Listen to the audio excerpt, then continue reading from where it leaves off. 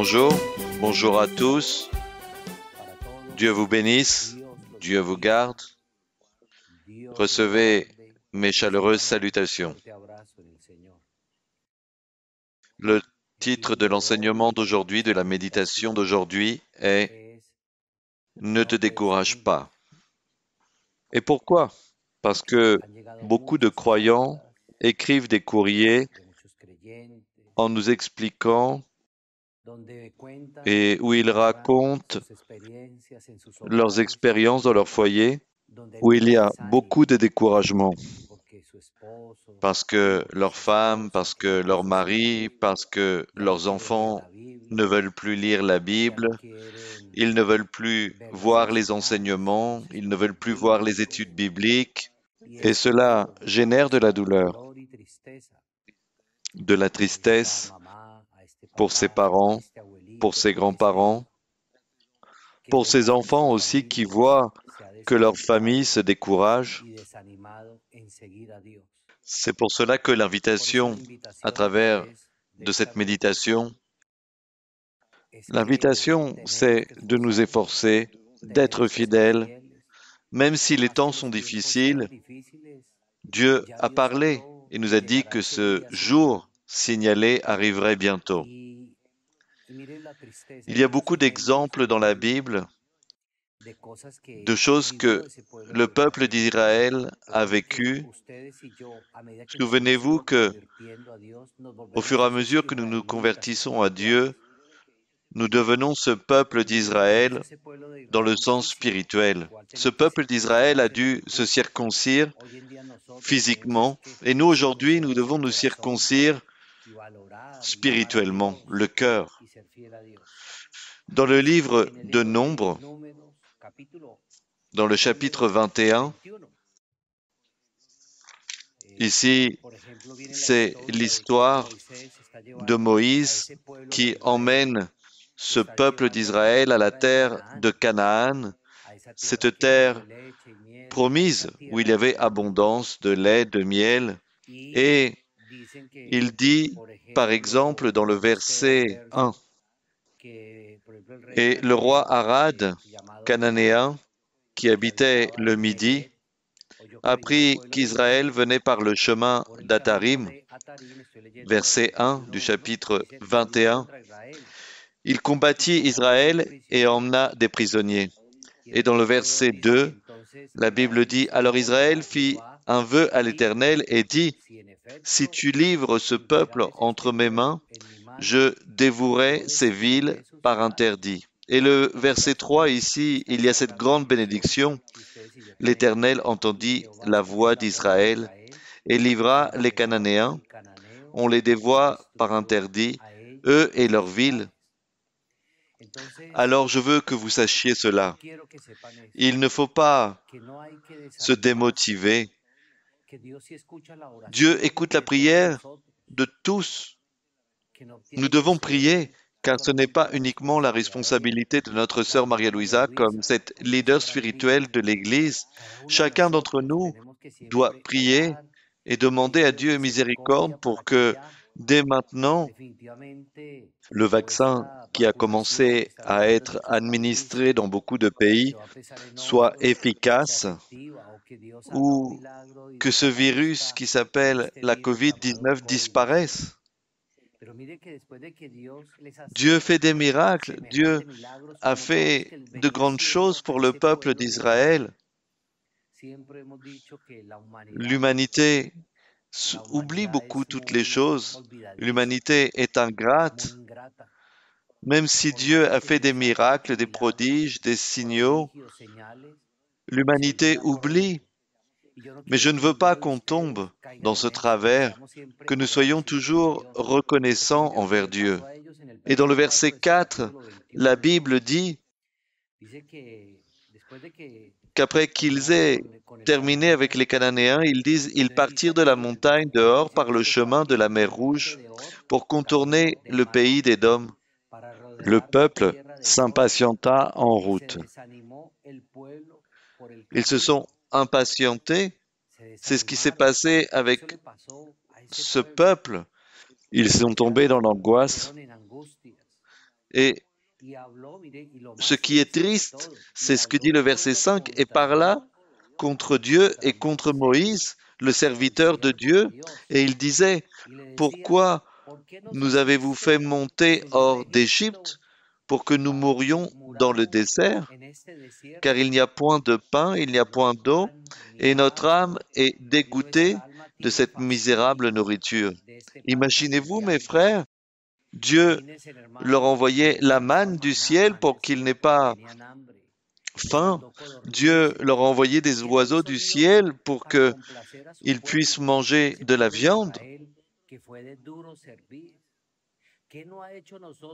Dieu a fait de grands miracles avec son peuple d'Israël spirituel, avec son Église, avec toutes les personnes qui veulent le suivre. Qu'est-ce que Dieu n'a pas fait avec nous? Il nous a bénis. Il nous a donné de la joie, du bonheur. Il nous a consolés. Il nous a fait des promesses merveilleuses. C'est pour cela que c'est très triste quand des personnes disent « Mais où est Dieu? Dieu n'est pas amour? Pourquoi Dieu permet toutes ces choses? Pourquoi Dieu permet que l'Église vive tout cela? Qu'ils soient malades, qu'ils perdent leur travail, que des membres de leur famille meurent? Alors, les personnes se découragent et ils ne veulent pas suivre Dieu. Ils se fatiguent de suivre Dieu, de le chercher. La sœur Maria-Luisa n'a pas prophétisé que bientôt viendrait cette bénédiction, que tout reviendrait à la normale? Oui, Dieu a parlé et il en sera ainsi. Mais l'humanité se remplit de ses tendances naturelles, de sa volonté d'assouvir ses plaisirs, et ils oublient de chercher Dieu, comme il s'est passé avec ce peuple. Combien de personnes qui nous écoutent se sont découragées parce qu'ils n'ont pas voulu suivre Dieu? C'est pour cela que le titre d'enseignement d'aujourd'hui est « Ne te décourage pas, va de l'avant ». Et regardez ce que dit le verset 6. Alors l'Éternel envoya contre le peuple des serpents brûlants. Ils mordirent le peuple et il mourut beaucoup de gens en Israël.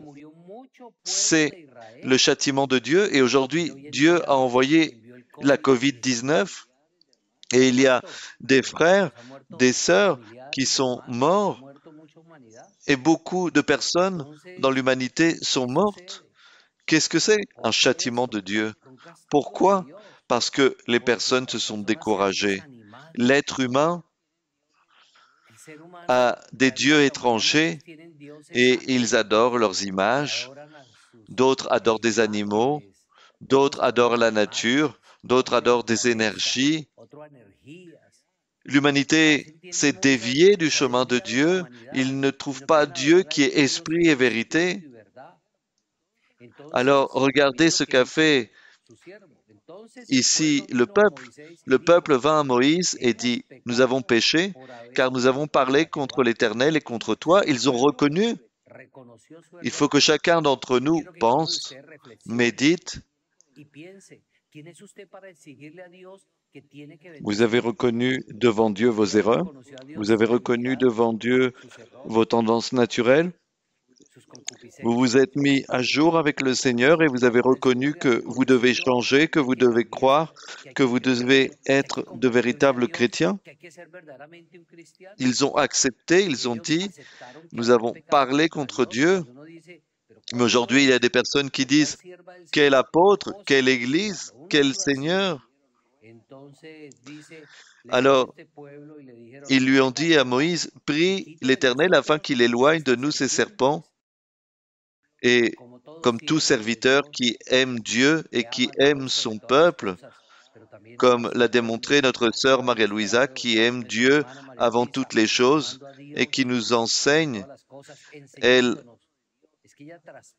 transpire l'amour de Dieu, mais aussi l'amour pour son Église. Et la Bible dit, Moïse pria pour le peuple. Combien de fois notre sœur Maria-Luisa a prié pour nous? L'Éternel dit à Moïse, fais-toi un serpent brûlant et place-le sur une perche. Quiconque aura été mordu et le regardera conservera la vie.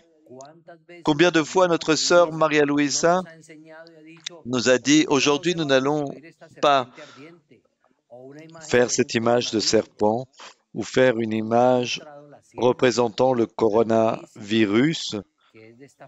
Notre sœur Maria-Louisa a dit, regardez le Christ, regardez son évangile. Ça veut dire garder ses statuts, garder ses commandements, louer, lire la Bible, écouter les enseignements, les méditations. Et la Bible dit, dans le verset 9, Moïse fit un serpent d'airain et le plaça sur une perche, et quiconque avait été mordu par un serpent et regardait le serpent d'airain conservait la vie. Combien de ceux qui aujourd'hui sont dans les hôpitaux et ont prié Dieu que Dieu les regarde et ils envoient des lettres et ils demandent à travers de leur famille qu'on prie pour eux. Beaucoup sont allés de l'avant. Pourquoi? Parce qu'ils ont regardé le Christ, Dieu. Peut-être que certains d'entre eux promettent qu'ils vont se convertir à Dieu si la personne de leur famille va de l'avant, survit à ce Covid. Mais il faut qu'ils disent, je veux me donner à toi, je veux être un enfant de Dieu. Voyons ce qui s'est passé dans la vie de Job.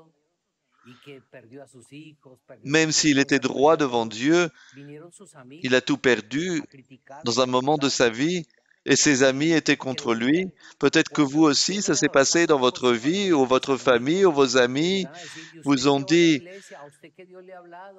toi qui es bon, toi qui es chrétien, pourquoi ces choses se passent dans ta vie? Et maintenant, lisons dans Job, chapitre 4, verset 5. Et maintenant qu'il s'agit de toi, tu faiblis. C'est ce que disaient les amis de Job.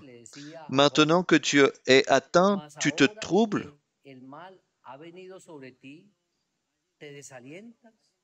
Ta crainte de Dieu n'est-elle pas ton soutien?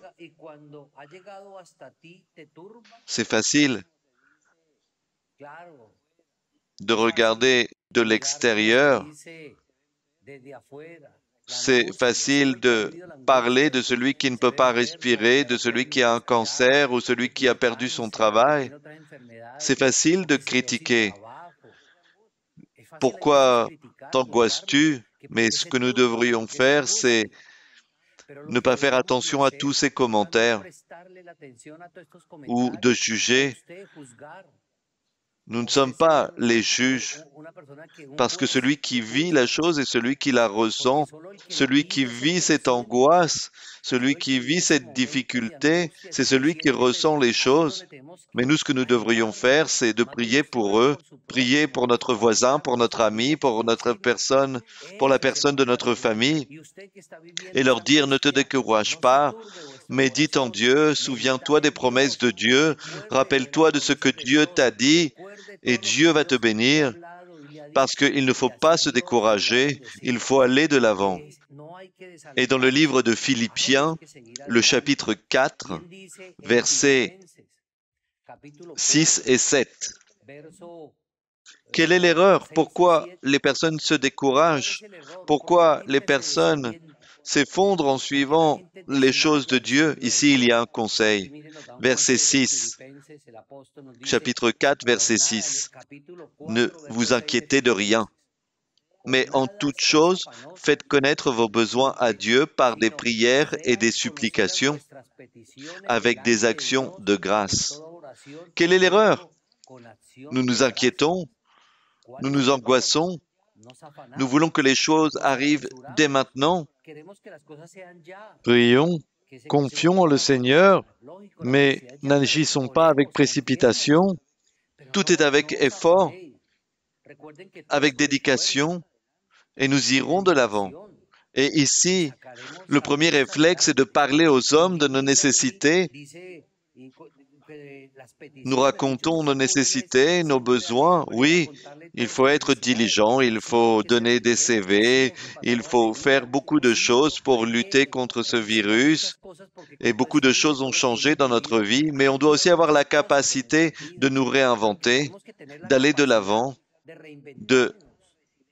d'appliquer ce terme qui s'appelle la résilience pour aller de l'avant, mais de mettre tout cela dans les mains de Dieu. Avec quoi? Avec des supplications, avec des prières, avec des actions de grâce.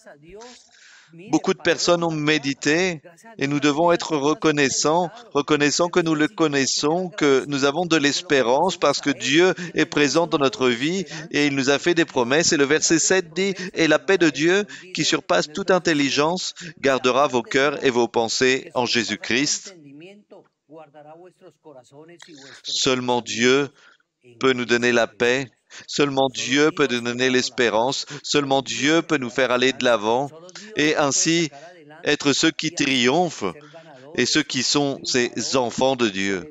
C'est pour cela que la recommandation qui est dans Proverbes chapitre 18, verset 14, la Bible dit, « L'esprit de l'homme le soutient dans la maladie, mais l'esprit abattu, qui le relèvera? » Quand vous êtes triste, quand vous êtes abattu, priez le Seigneur et dites-lui, « Je ne peux pas perdre cette foi. Aide-moi, Seigneur. » Écoutons ces prophéties dans les méditations, dans les enseignements de notre sœur Maria-Louisa, une prophétie qui est générale, mais qui est individuelle, parce que Dieu nous parle à chacun de nous. Écoutons ces prophéties et Dieu va nous donner de la force pour aller de l'avant, parce que les enfants de Dieu, nous devons être ceux qui gagnent, ceux qui triomphent, car celui qui cherche Dieu supporte la difficulté. Il y a beaucoup de foyers qui se sont détruits. Beaucoup de foyers ont eu des difficultés avec les enfants, avec la famille, avec leur époux, leur épouse. Combien de familles ont des membres de leur famille qui sont à l'hôpital?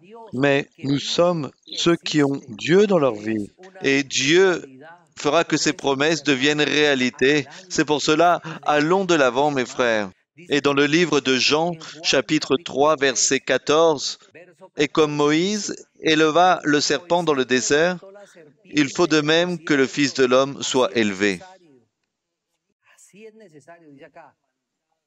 L'enfant de l'homme doit être élevé. C'est l'exemple qui est donné. Aujourd'hui, nous n'allons pas construire un serpent, nous n'allons pas faire des images, non.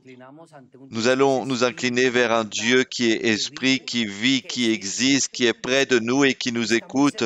C'est pour cela que c'est important que nous prions et que nous acclamions Dieu pour nous, mais aussi pour tous, pour l'Église, pour l'humanité, pour sortir bientôt de cette difficulté et que même s'il y a plus de pauvreté qui arrive, mais que grâce à la prière, grâce aux supplications de nous tous, nous soyons comme le peuple de Dieu qui est glorifié, qui va de l'avant, parce que Dieu va nous écouter. Et dans le verset 15, la Bible dit, « Afin que quiconque croit en lui ait la vie éternelle. » Pour ceux qui croient en ce Dieu qui vit, pour vous et moi, qui savons que Dieu est esprit et vérité, qu'il parle, qu'il peut gouverner notre esprit, que lui, il est miséricordieux, qu'il est bon pour tous ceux qui croient en son évangile et qui veulent le pratiquer.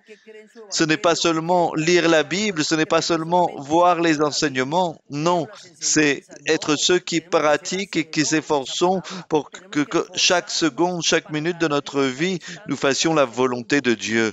Pour ce Dieu qui est miséricordieux, qui est digne de louange, il attend de nous des prières, il attend de nous du courage, que nous nous efforcions. Et ainsi, Dieu dira, « Mon fils est un gagnant. » Et durant la période où nous sommes dans ce corps, Dieu nous bénira, Dieu nous aidera et Dieu nous donnera ce triomphe et sa victoire. Pour cela, mes frères, de l'avant avec ce Dieu qui vit, qui existe, qui est bon, qui est généreux et qui va nous permettre d'aller de l'avant.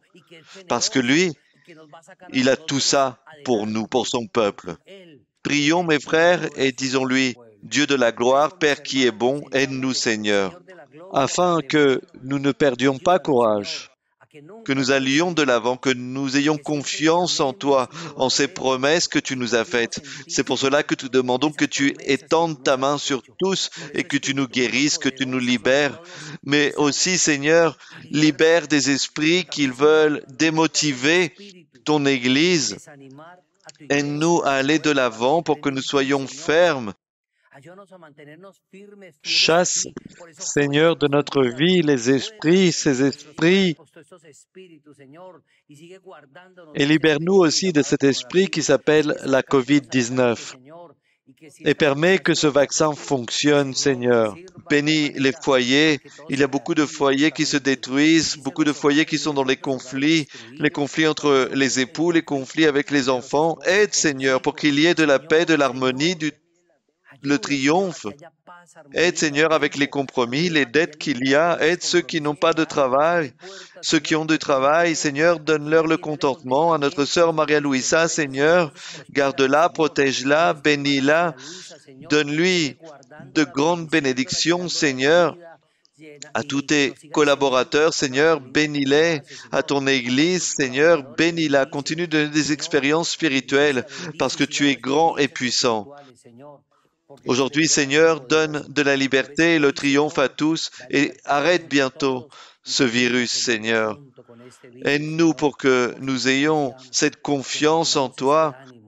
Donne-nous des rêves, qu'il y ait aussi l'imposition des mains pour les croyants, qu'ils ne se découragent pas. Allons de l'avant. Avec Dieu, toutes les choses sont possibles. Recevez mes chaleureuses salutations, mes frères. Que Dieu vous bénisse. Au nom du Seigneur Jésus-Christ. Amen et Amen.